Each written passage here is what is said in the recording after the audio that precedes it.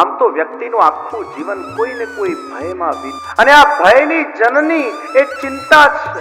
ચિંતામાંથી જ ભય જન્મે. અહીંયા આફ્રિકાથી જે લોકો આવ્યા હોય છે યુકેમાં, એ ચિંતા માટે બહુ સરસ મીઠો શબ્દ વાપરે છે, વ્યાધિ. અને આ ખાસ યુકેમાં અને આફ્રિકામાં જ આ શબ્દ આપણને જોવા મળે.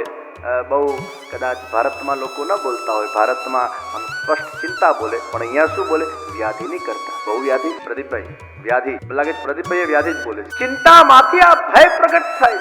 Every individual has some or the other fear in their life, and that fear actually is not making us live and utilize the present to the fullest. Either there is a fear of the past or there is a fear of the future, but there is a fear. અને આપણને પૂછવામાં આવે સૌથી મોટું fear કયું, તો એમાં મોખરે આમ તો નાની નાની ઘણી બધી ચિંતાઓ હોય, પણ ચિંતામાં પણ સૌથી ઉપર કઈ ચિંતા છે? એ મૃત્યુની ચિંતા, આપણા પોતાના મૃત્યુની. અને યા કોઈકનું મૃત્યુ અગર થાય, કોઈક બીમાર પડે, કોઈ હોસ્પિટલાઇઝ થાય અને જીવન મરણના એ સંકટના વચ્ચે એ ડોલા ખાતું હોય, એ વખતે ચિંતા વ્યક્તિની પરાકાષ્ઠાએ પહોંચી જાય. કારણ કે પોતાના સ્વજનનું મૃત્યુ એ જોઈ નથી શકતો વ્યક્તિ, તો પોતાના સ્વજનના મૃત્યુનો ભય યા પોતાના મૃત્યુનો ભય, આ દુનિયાનો સૌથી મોટો ભય એ મૃત્યુ છે. और वही मृत्यु ये संसार का कटु सत्य, ये कड़वी दवा हर एक को पीनी पड़ती. तो काल व्याल मुखग्रास ત્રાસ નિર્નાશ રહે. શ્રીમદ ભાગવત નું આચમન, ભાગવત નું રસપાન એ આ મૃત્યુના ભયમાંથી વ્યક્તિને મુક્ત કરી નાખે. એ વ્યક્તિ નિડર બને છે. અગર આ ભાગવત નું રસપાન વ્યવસ્થિત રીતે અગર આપણે કર્યું હશે, તો આ સૌથી મોટા ભયમાંથી મુક્તિ એ ભાગવત આપે. અને એટલે જ ભગવદ્ ગીતા અને રામાયણ એ જીવનના આદર્શ આપે છે. ભગવદ્ ગીતા એ જીવન જીવવાની કળા શીખવાડે છે, અને ભાગવત એ આપણને મરતા શીખવાડે. મૃત્યુને સુધારવા માટેનો શ્રેષ્ઠ ગ્રંથ એ શ્રીમદ ભાગવત. અભયદાન, રાજા પરીક્ષિત કો ભી અભયદાન શ્રીમદ ભાગવત નું પ્રદાન. 7મા દિવસે આપણે સાંભળશું કે જે વખતે મૃત્યુરૂપી તક્ષક પરીક્ષિતને કરડવા આવે છે, એ વખતે અભયત્વને પ્રાપ્ત કરેલો પરીક્ષિત મૃત્યુથી લેશ માત્ર ગભરાતો. અરે દેવો અમૃતનું કળશ લઈને આવ્યા અને શુકદેવજીને કહે છે, આને અમૃત પીવડાવી દઈએ, આને તો 7 દિવસના અંદર મૃત્યુ પ્રદાન થવાની છે ને. ત્યારે પરીક્ષિત કે છે, મુજે અમૃત નહીં ચાહીએ, મુજે તો કથામૃત ચાહીએ. આવું અભયત્વ મૃત્યુ સામે છે તો પણ એ મૃત્યુનો સ્વીકાર ને આવકાર ને સ્વાગત એ અમૃત કળશને પણ બાજુ પર. શ્રીમદ ભાગવતી વાર્તા દેવાનામ અપી દુર્લભા, સુરાનામ અપી દુર્લભા. દેવોને પણ જે દુર્લભ એવી આ ભાગવતની કથા. દેવો પાછા આમ હોશિયાર, એમને કે આને જે જોઈએ છે એને આપી દે, ગિવ એન્ડ ટેક કરીએ. સુખદેવજી કહે છે, તમે ભાવથી અગર કથા શ્રવણ કરવા આવ્યા હોતે તો ચોક્કસ તમને કથા સંભળાવતે, પણ તમે આ રીતે એક ટર્મ્સ કન્ડિશન ઓરિએન્ટેડ કોન્સેપ્ટથી મારા પાસે આવ્યા કે અમૃતનું કળશ લઈ લો અને અમને કથામૃત આપી દો, એમ થોડું કઈ કથા. અમારી કથા કઈ વેચાતી થોડી, કથા તો વહેંચવાની. અને એના અધિકારી જીવોને જ, પાત્રતાવાળા જીવોને જ એ આ કથામૃતની પ્રાપ્તિ થાય છે. કારણ કે આ કથામૃતથી એ જીવન વ્યક્તિનું સાચા અર્થમાં દિવ્ય બની જતું હોય છે. મૃત્યુના ભયથી વ્યક્તિ અભયતાને પ્રદાન કરે. आइए हम नैमिषारण्य से अपने मन को बद्री धाम में ले. सूत जी शौनक आदि ऋषियों ने आ कथाનું શ્રવણ કરાવી રહ્યા છે કે બદ્રીનાથના અંદર સનકાદિ મુનિઓ સાથે દેવર્ષિ નારદનું સમાગમ. આ બદ્રીનાથની ભૂમિ એ તપોભૂમિ છે. આપનામાંથી કેટલા લોકો બદ્રીનાથ ગયા? હાથ ઊંચા કરો. નથી ગયા? હાથ ઊંચા કરો. નથી ગયા? ક્યારેક જજો. બદ્રીનાથના અંદર બદ્રી એટલે કોણ? લક્ષ્મી. એ લક્ષ્મીના નાથ એટલે સાક્ષાત પ્રભુ. આ જગ્યા પર ભગવાન સ્વયં તપ કરે છે. એવી અદ્ભુત તપો મૂર્તિ છે, સેલ્ફ ક્રિએટેડ મૂર્તિ. આમ ધ્યાનસ્થ અવસ્થામાં વિરાજમાન છે. કોઈ માણસે બનાવેલી મૂર્તિ નથી, સ્વયંભૂ મૂર્તિ છે. અને આપણા ભારત દેશના અંદર આવા સ્વયંભૂ સ્વરૂપો અનેક જગ્યાએ. કદાચ આખા વિશ્વના અંદર સનાતન હિન્દુ વૈદિક ધર્મ જ એક એવું ધર્મ છે જ્યાં સ્વયંભૂ ઠાકોરજી, સ્વયંભૂ ભગવાનની મૂર્તિઓ, સ્વરૂપો એ સૌથી વધારે માત્રામાં વિદ્યમાન. ભારત દેશના અંદર જુદી જુદી જગ્યાએ, આપણા મુખ્ય 4 ધામના અંદર ભગવાન સ્વયંભૂ, નાથદ્વારામાં શ્રીનાથજી સ્વયંભૂ છે, ગિરિરાજ બાબા પ્રત્યક્ષ સ્વયંભૂ છે. અને ગિરિરાજજીની કેવી કેવી સુંદર સુંદર શિલાઓ, સાક્ષાત પ્રભુના મુખ દર્શન કરાવતી શિલાઓ, સાક્ષાત પ્રભુના ચરણ દર્શન કરાવતી શિલાઓ પૂજનીય શ્રી જીજી દ્વારા વ્રજધામ આધ્યાત્મિક સંકુલ વડોદરામાં ગિરિરાજજીના કેવા સુંદર સ્વરૂપો પધરાવે. એ દર્શન કરવાનો પણ એક લાવો છે. મુખારવિંદ ભગવાનનું સાક્ષાત ગિરિરાજજીની શિલામાં આમ સહજ મુખારવિંદના દર્શન થાય, નેત્રના દર્શન થાય, મુખના દર્શન થાય. આ મુખારવિંદ આપણા હસ્તમાં હોય એ જ ભાવ. ગિરિરાજજી પર શ્રીનાથજી પધારતા, ઠાકોરજી પધારતા અને એમના ચરણ એમાં અંકિત થઈ જતા. એ ચરણારવિંદની શિલાઓ પણ વિદ્યમાન છે. ત્યારે લાગે આ ઠાકોરજીએ કેવી લીલા કરી, કેવો એમનો સાક્ષાત્કાર છે. કોઈ ઈશ્વરને માને કે ન માને, પણ ઈશ્વરે પોતાના જાતને સ્વયંભૂ પ્રગટ કરીને આખા મનુષ્ય જાતિને અને વિશ્વને એ સંદેશ આપ્યો, અરે તુમ મુझे मानो કે नहीं मानो, लेकिन मैं स्वयंभू यहाँ विराजमान हूँ. मुझे बनाने वाला कोई नहीं, मैं अपने आप को स्वयं बना देता. આવા સ્વરૂપો આજે પણ વિદ્યમાન. કેટલા શિવલિંગો સ્વયંભૂ પ્રગટ, ગણપતિઓ સ્વયંભૂ પ્રગટ છે. એ બદ્રીનાથમાં ભગવાન ધ્યાન કરે છે, તપ કરે છે. આ પહેલા શિવજીની ભૂમિ હતી, બન્યું એમ તપ્ત કુંડ, જે સ્વયં જ ગરમ છે. કોઈ એને ગરમ કરતું નથી, પણ natural hot water comes over there. અને એ વખતે શિવજી પાર્વતીજી ત્યાં નિવાસ કરતા.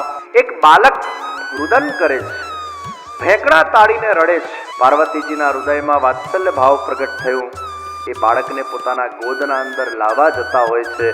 અને એ જ વખતે શિવજી કહે છે, જરા रुक जाओ, ये कोई मायावी बच्चा लग रहा है, इसमें पढ़ना मत. પાર્વતીજી શિવજીનું માનતા નથી. નહીં, આ બાળક આટલું રડે છે અને કદાચ આ કુંડમાં પડી વળી જાય. આ કુંડનું જલ કેટલું ગરમ છે આપને ખબર છે. આ બાળકને કે હાનિ પહોંચે તો હું તો આ બાળકને લઈશ. એ બાળકને લઈને પછી અંદર કક્ષમાં પધાર. અને જ્યારે બહાર નીકળ્યા, દ્વાર બંધ, અને પછી અંદરથી અવાજ આવ્યો, શિવજી अब आप बाजू के पर्वत पर पहुंच जाओ, अब तो मैं यही पर्वत पर आसीन हो जाऊंगा, मैं अब ये पर्वत पर रहूंगा. શિવજી મુસ્કુરાવા લાગ્યા. પાર્વતીજીને કહેવા લાગ્યા, જોયું તને કીધેલું ને, આ બાળક કોઈ સામાન્ય બાળક નથી. અરે આ તો સાક્ષાત વિષ્ણુ ભગવાન હતા બાળકના સ્વરૂપમાં, અને આપણી પરીક્ષા કરતા. और तब से जो बद्रीनाथ में शिवजी विराजमान हुए, वहां अब विष्णु भगवान विराजमान हो गए. और कहा तुम बाजू के पर्वत पर पधार जाओ. એટલે બાજુના પર્વતમાં એ કેદારનાથ શિવજી વિરાજમાન થયા અને અહીંયા બદ્રીનાથજી વિરાજમાન. વિશાલા રાજાએ ખૂબ તપસ્યા કરી, 1000 વર્ષ સુધી તપ કર્યું અને ભગવાન પ્રગટ થયા. માંગ તને શું જોઈએ છે? વિશાલા રાજાએ એટલું જ કીધું, प्रभु आप साक्षात मुझे फल के स्वरूप में प्राप्त हो गए, अब और कोई कामना नहीं. बस इतनी मैं आपको विनती करता हूँ कि मुझे 1 साल लगे आपको रिझाने के लिए. अब कोई भी यहाँ आकर तप करे, उनको इतना समय न लगे. आप जल्दी दर्शन दे देना, बस यही मैं कामना. भगवाने तथास्तु कीधुं.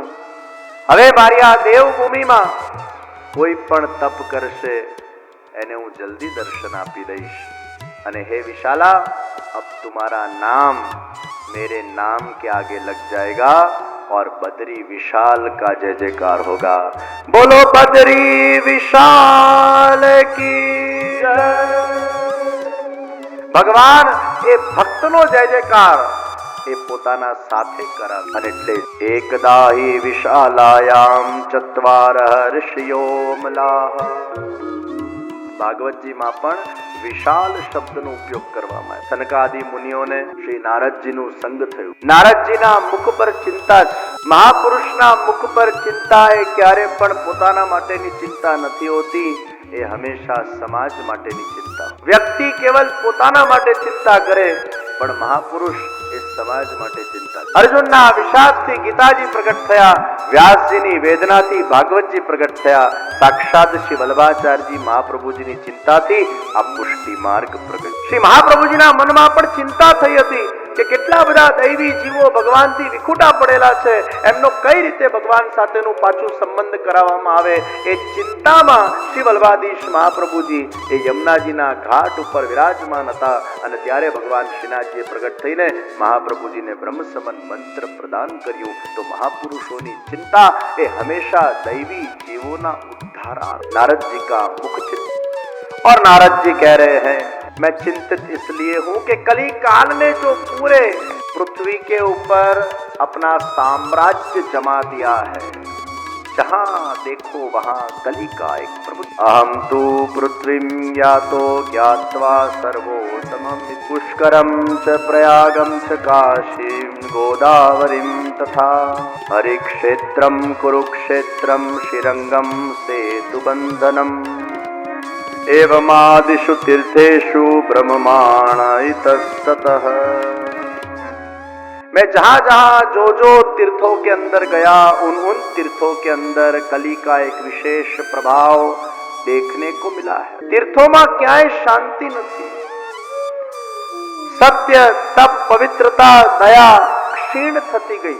केवल कुटुंब पोषण ना अंदर ज लोको ए रच्या पच्या रहे। कलयुग ना प्रभाव थी केवल मात्र પોતાના જ પરિવારનું પોષણ કરવું એ વ્યક્તિના જીવનનું કેન્દ્ર બને। પ્રિયજનો, મનુષ્ય દેહ આપણને પ્રાપ્ત થાય છે અને આ દેહ સંબંધી જે કોઈ પણ આપણા સ્વજનો છે એમના પ્રતિનું આપણું દાયિત્વ નિશ્ચિત હોય, નિશ્ચિત એમનું પાલન પોષણ કરવું એ આપણું કર્તવ્ય છે, એ આપણી ડ્યુટી છે અને એ 100% કરે। પરંતુ જે લોકો કેવલ માત્ર કુટુંબ પોષણમાં જ પડ્યા રહે છે અને આત્મકલ્યાણનો વિચાર નથી કરતા, આ જીવનના મૃત્યુના ફેરામાંથી મુક્ત થવાનો વિચાર નથી કરતા, એવા કુટુંબ પોષણમાં જ પડેલા જે લોકો છે એમાં કલયુગનો વિશેષ પ્રભાવ એ જોવા મળે। નારદજી કહે છે, ઘરમાં વડીલોની સલાહ ઓછી લેવાશે અને તરુણ સ્ત્રીઓની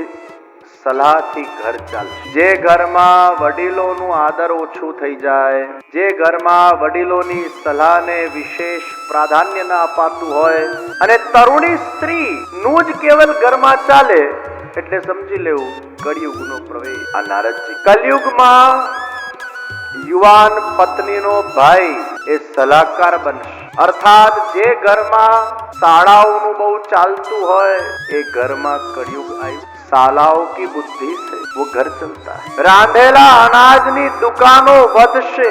આ 5000 વર્ષ પહેલા નારદજીએ ભવિષ્યવાણી કરી હતી કે કળિયુગના અંદર ઘરે ભોજન બનાવવાનો બધાને કંટાળો આવવા લાગશે, અથવા સમય નહીં હોય, કોઈને ઘરે બનાવવું બહુ ગમતું નહીં હોય।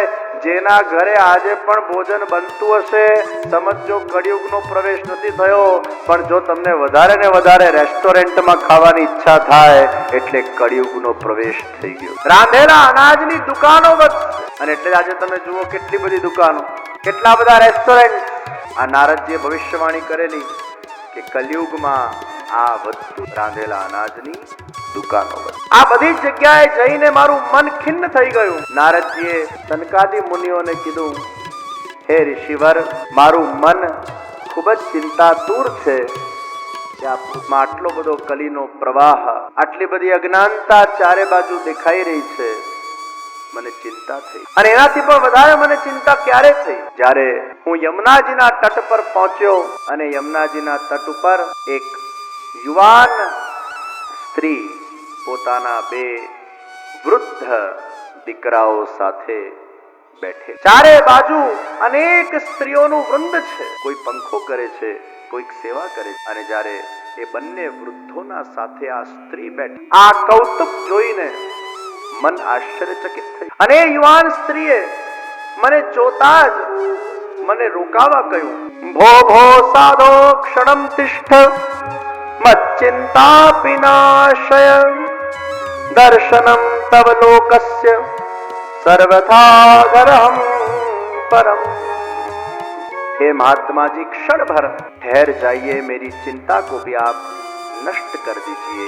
आपका दर्शन संसार के सभी पापों को नष्ट करने वाला। जो सत्पुरुष होते हैं, सद्गुरु होते हैं, उनके दर्शन मात्र से हमारे अनेक दोष निवृत्त हो जाते हैं। उनके आशीर्वादों से हमें एक विशेष ऊर्जा प्रदान हो। नारद जी ना दर्शन मात्र थी ભક્તિ દેવીને પરમ સુખ થયું। અહીંયા નારદજી ચિંતામાં છે, અહીંયા ભક્તિ દેવી પણ ચિંતામાં છે। ભક્તિ દેવીને ચિંતા થઈ કે મારા બંને વૃદ્ધ પુત્રો એ આવા જર્જરિત અવસ્થાના અંદર છે, નિશ્ચેતન અवस्थाના અંદર છે, એ કઈ રીતે યુવાન? नारद जी ने कहा आप कौन है?